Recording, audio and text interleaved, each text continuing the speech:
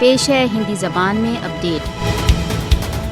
भारत द्वारा अवैध रूप से अधिकृत जम्मू कश्मीर में मृत्यु तथा नाश का तांडव निरंतर जारी है।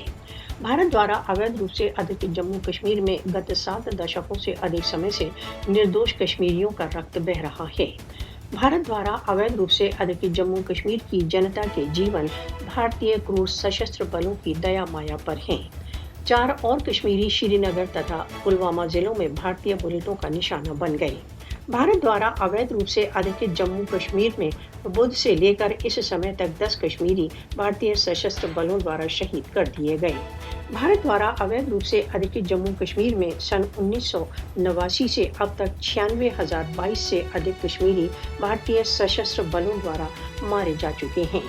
इस प्रकार की अंधाधुंध हत्याओं द्वारा भारतीय कश्मीरियों को भयभीत अथवा दमित नहीं कर सकती। प्रत्येक हत्या स्वयं निर्णय के अधिकारों की उपलब्धि के लिए कश्मीरियों के संघर्ष को नवीन प्रेरणा देती है।